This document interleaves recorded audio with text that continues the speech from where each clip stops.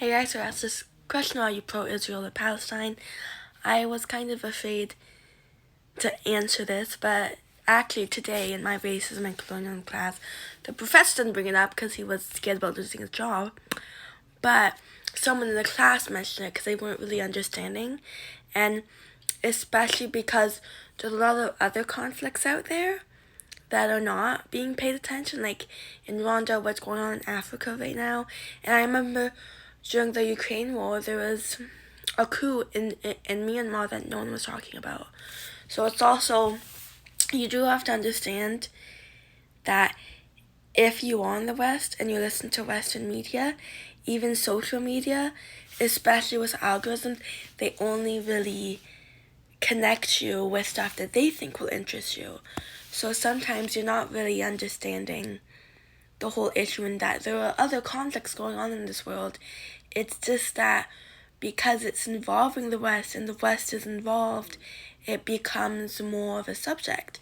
Especially because what I see going on now is countries that can't fight each other due to NATO agreements and things like that, and especially those who have nuclear weapons and they don't want to risk World War III, instead of fighting each other, they're doing proxy wars with countries like Israel, Palestine, Ukraine, countries that are being murdered, innocent civilians being slaughtered because they can, because those people can't do anything about it, and all they can is ask for aid. Now I think pro-Israel, pro-Palestine, it's, of course, I am for world government, so obviously I'm not really pro either. But in this instance of attitudes, it would be pro-Palestine, as I mentioned in my comment on this, and now I'm doing a video. Because the thing is, Israel, and that's what people need to understand, it's a Zionist movement that is political, not religious.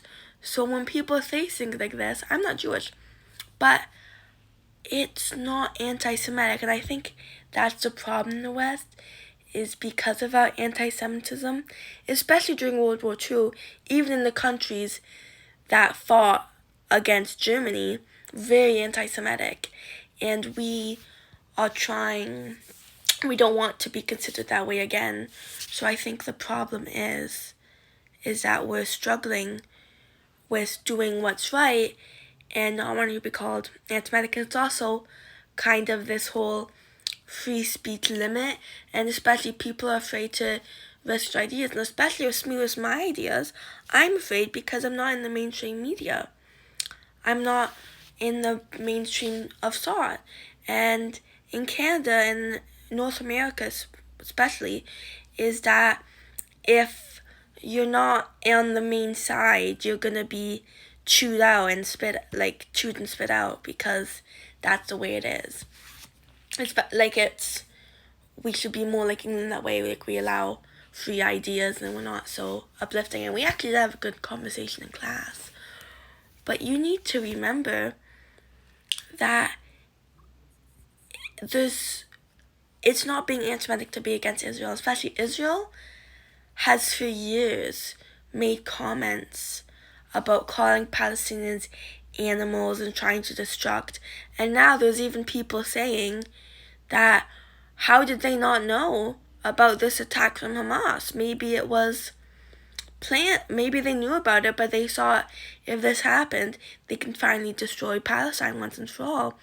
And Hamas was funded by Israel when it first came in 2006, and that was when it was elected. No election since then, and especially since such a young population Palestine is, especially because it doesn't get as much care as it deserves, many of those people didn't even vote for Hamas, and now they're being compared to Hamas, not Palestine. And same, the Israeli people and Jewish people are not the same as Israel. So it's like, you have to be the side of the people, and that's why I am against governments in the sense, because of capitalism and corporations are influencing these governments, And instead of worrying about their own people, they care more about money instead.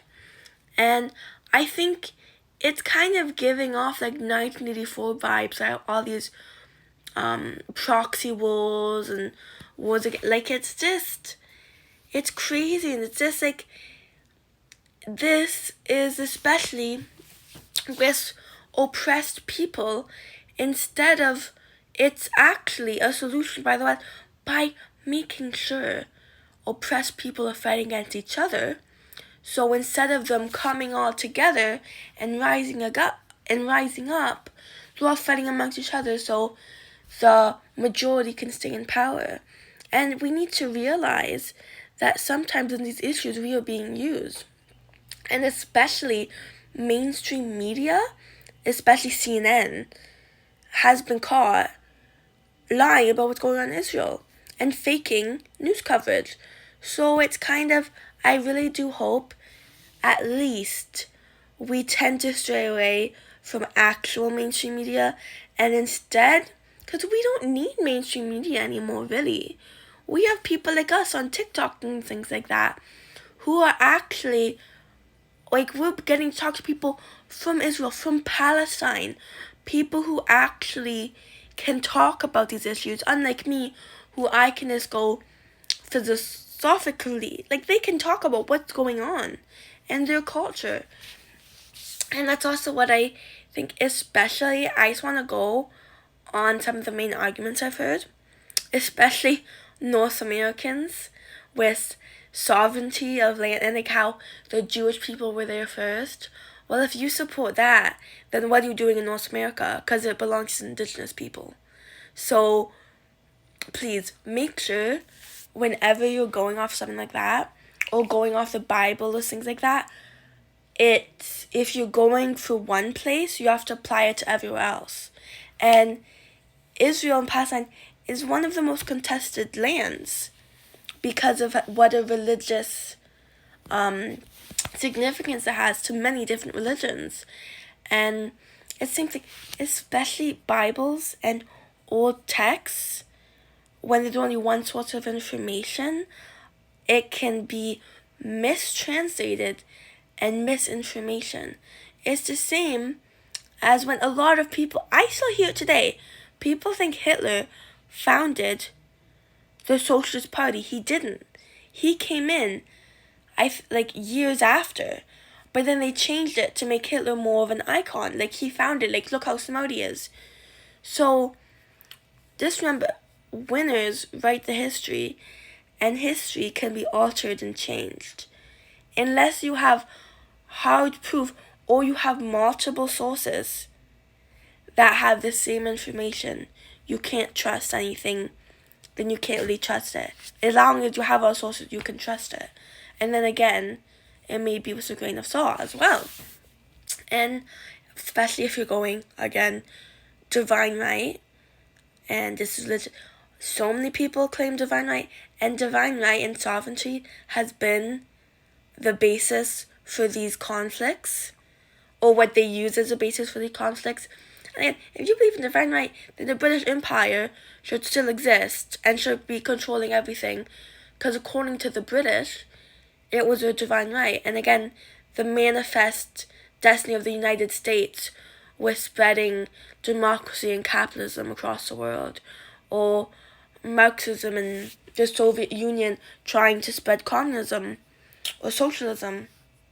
It's, remember, when you use these issues, especially if you have heard the saying, which is a complete lie, if you learn history, you're not going to repeat it, because we are repeating it. This has been going on for years, and unless we realize what's going on, and we stop this foolishness, nothing will ever change. And that's basically what I just wanted to say on this issue. Thank you, guys.